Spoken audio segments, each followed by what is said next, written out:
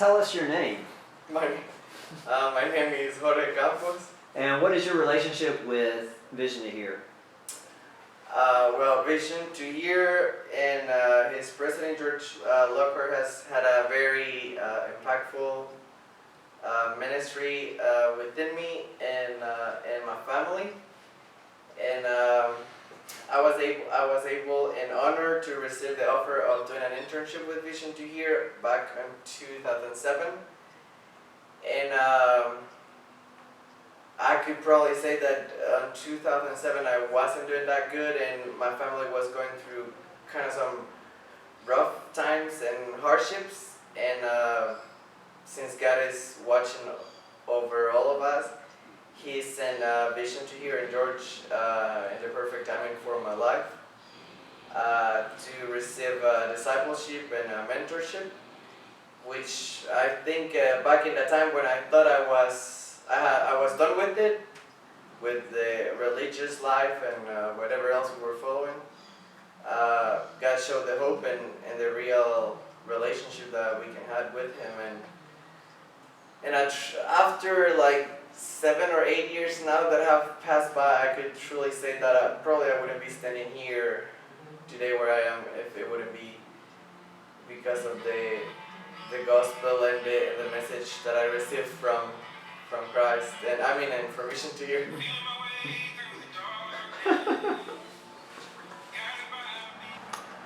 Can you share a little bit about how Vision to Hear has impacted you personally?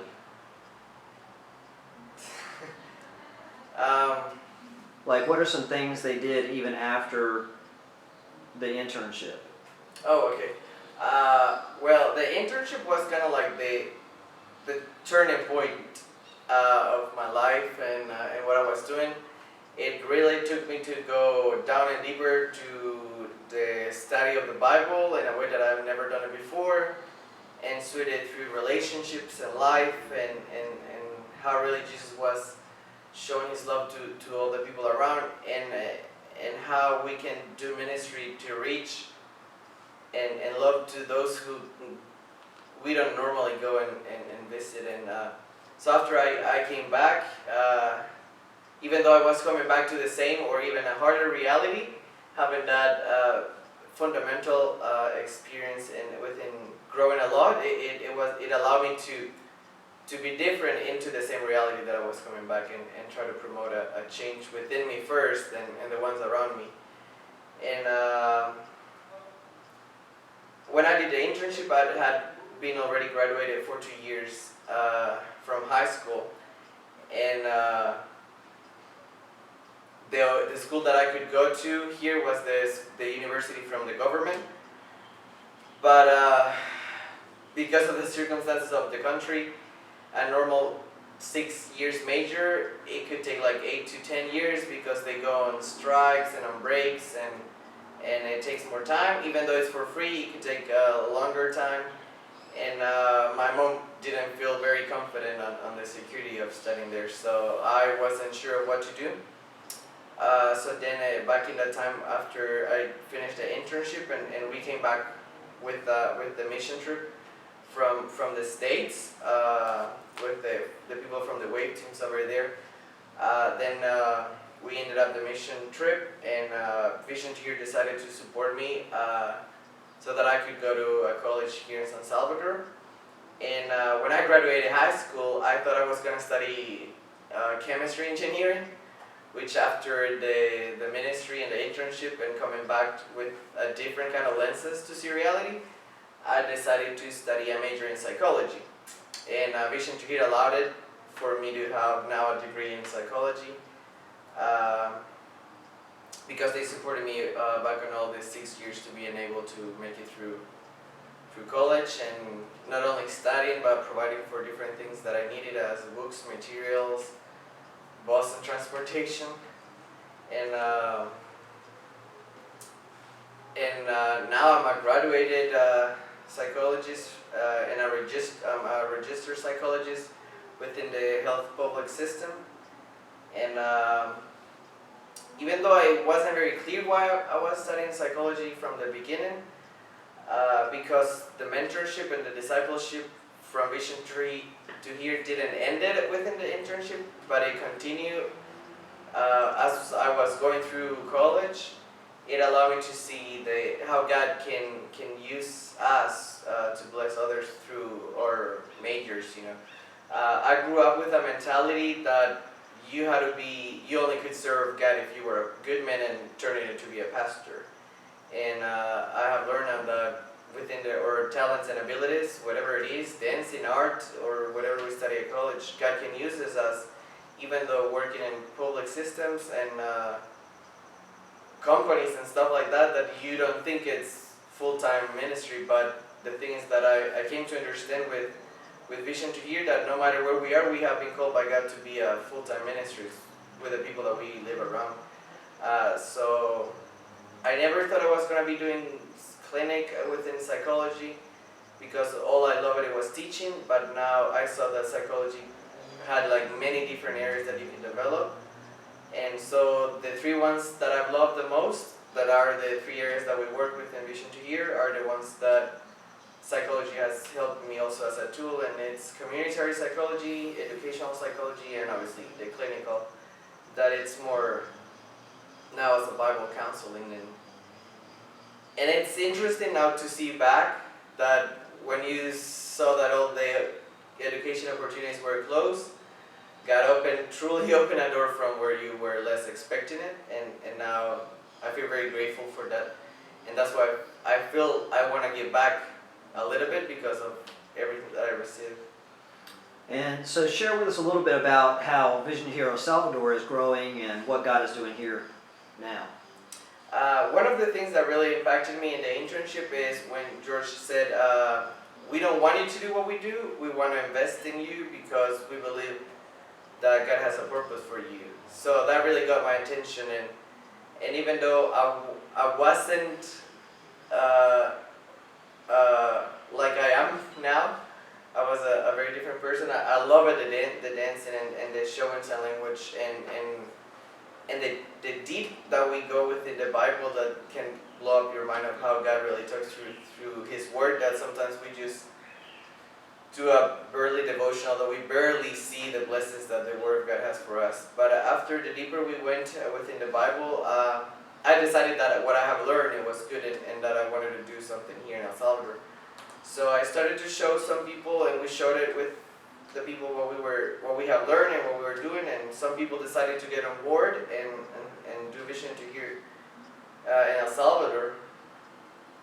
And so we started with a wait team, and we started doing the sign language ministry and trying to present with some students that most of the students back in the time were all middle schoolers, high schoolers, and we started learning the songs, and we tried to adapt the songs from English to Spanish, from the lyrics of the band, but also this American Sign Language. We tried to put it into Salvadoran Sign Language so that we could share with the population around El Salvador. And the very interesting thing is that we were able to reach two areas and two kind of audience.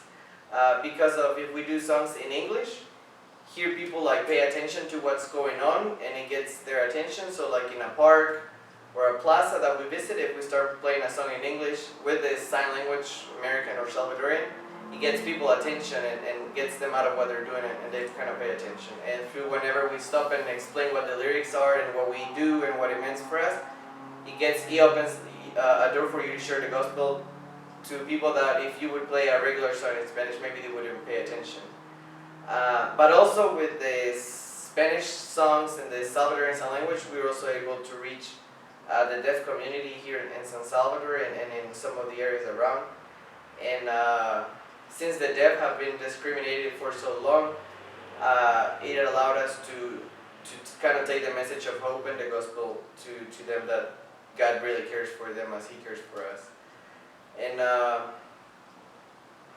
now that I see back, Vision to Hear, even though we don't have a structure or a building or something kind of in like that you can touch to kind of see the impact, like the life of so many have been changed, and transformed and impacted by Vision to here through the Bible studies that we have had in the with the waves. That all the people that come, they said it is not a normal Bible study, that it makes you think and go deeper. Many people have been challenged by that and transformed by that. Some still with us, some are like in other countries now, some are like in other areas, but they going deeper within the Bible has been one of the factors. And the schools of the deaf have been impacted also by us. Even here in normal, regular Christian schools and public schools have been impacted by the presenting of the gospel. And just because we introduce ourselves with the sign language and the music, public schools that wouldn't normally open the door for you, they open it for us, and it's regular here in schools. And it allowed us to share the value in Christ that we have come to understand to them, and to see that we care about them. Also, the skaters have received an impact by how the ministry has been done. And one thing that we had an event yesterday, and some of the words that have really been like impacted and struck in my life is that somebody said, "Thank you for coming because nobody pays attention to us." And that's something that really went through all my heart, and said like, not because we did it, but then I realized like if we don't come, then who else would come and share what we share, and because the message that we share is an eternity message, that needs to be shared. And now also, after the internship, and back in 2007, I felt like I had to do something for my people, because I said like, well, I'm here and gotta do something. So we met a village in Suchitoto, and it's a very, very poor village, agricultural base, where they grow beans and corn. The houses are made out of barely wood and hard like mud. And I visited there with some other an NGO that was serving here, and then the Lord told me that we needed to find a group to do VBS with them. So I started to knock on churches and youth groups and say, "Hey, we need help in this village, could you go?" And everybody started saying no. And then I just had this smack on my face from the Lord and said like, "Why are you looking at team? You already have a wave team, why wouldn't you go?" So then with the wave team, like 6 or 7 of us decided to go and stay there and live it at the village for a week, and did a VBS. And after that we also fell in love with the community and the kids, and we're supporting them now as a family, as a ministry, as brothers and sisters in Christ at this village in Suchitoto. And we're doing a children's program, a mother's program, and a youth program 2 Saturdays a month over there at this village. And we meet with them, we share the love of Christ, we do a Bible study, and then we share refreshments with them, and it's been a really life-changing experience for them and for us. For them to be grateful of what we have, and for them to see that there's a Lord that loves them, and that even though the reality around them might be so dark or hopeless, that they can have a hope with the Lord. And many other students have joined Vision to here in like short-term trips within George camps for like 3 weeks or 4 weeks, and have seen like receive also the blessing that I received, and even like decision making. Some of the students like me that were thinking about studying something else because of being part of Vision to here, and going to the States and join George camps and the schools visit and all that, have decided to go on special education teaching, on teaching degrees, communications degrees, and even thinking about different degrees that probably they wouldn't have thinking before. Because the reality here is like, we are a poor country, so we're trying to get this major so that you could get money, that's what you're thinking here, because you want to thrive and survive here and make it out from here. But now we're seeing that God will be the one taking care of our needs, and that with the degree that we can get, we can be a blessing for others. So maybe we don't have a concrete thing that could show the impact, but the impact in the hearts of so many is abundable, and I probably wouldn't change this for anything else because it's changed so many. It's been worth it.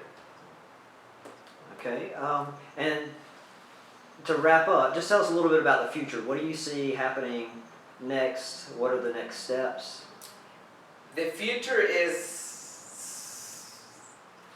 an adventure with the Lord because He keeps surprising us. I was surprised of why I was surprised, but then I realized in 2007, God did the same thing, you know. He surprised me with, from a blessing out of nowhere when I wasn't expecting it.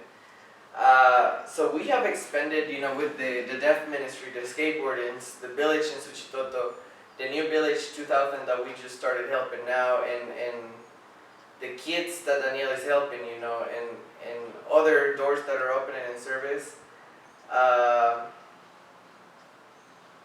I truly believe that the Lord wants and has great things for us as a ministry, but for us as a family, and for us as a movement, as a family of brothers and sisters in Christ.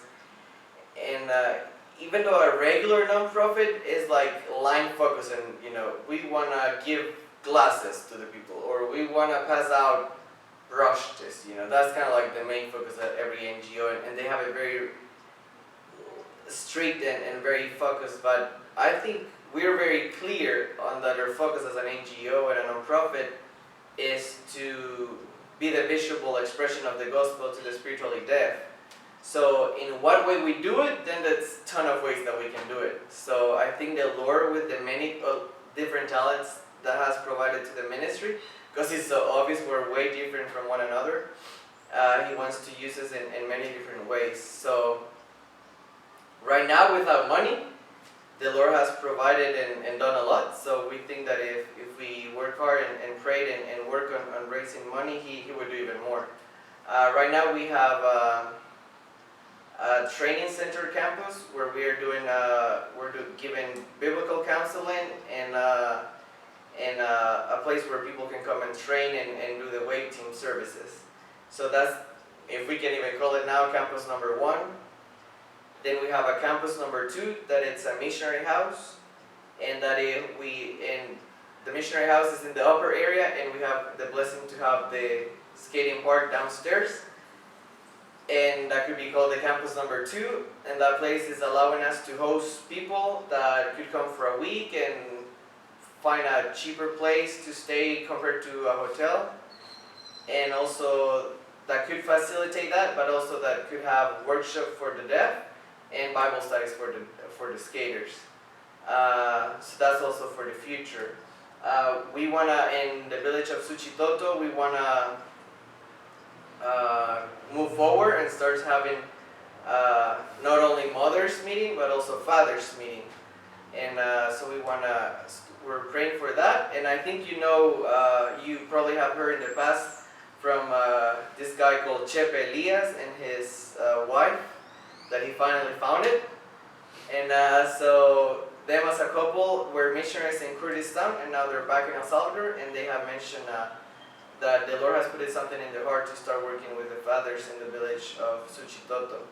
So we're trying to move forward to that, and within the village, and also obviously with the youth.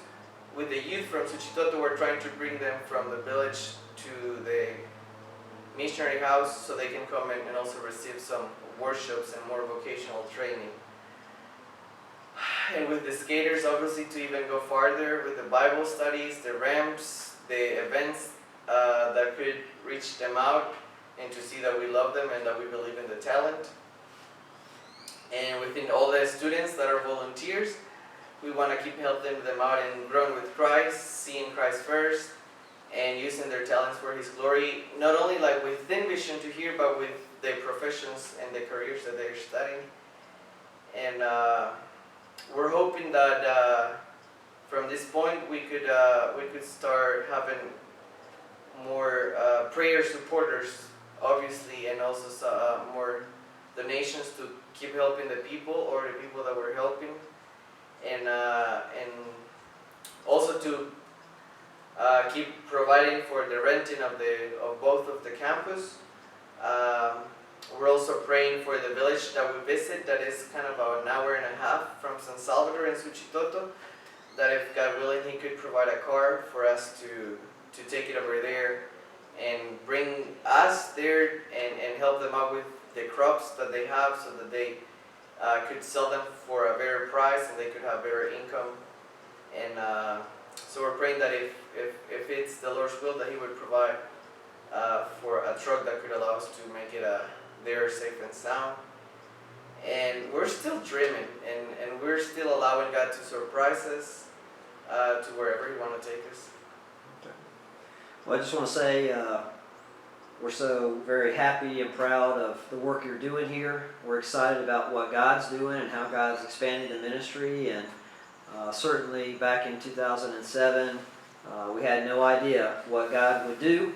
But we're very excited to be part of all that God is doing here. And so we just want to say thank you for all of your work and hard effort. And not just you, but your family, who's very involved in the ministry. And so anyway, we love you, we're praying for you, and we're excited about being part of the continuing work here in El Salvador. Thank you so much.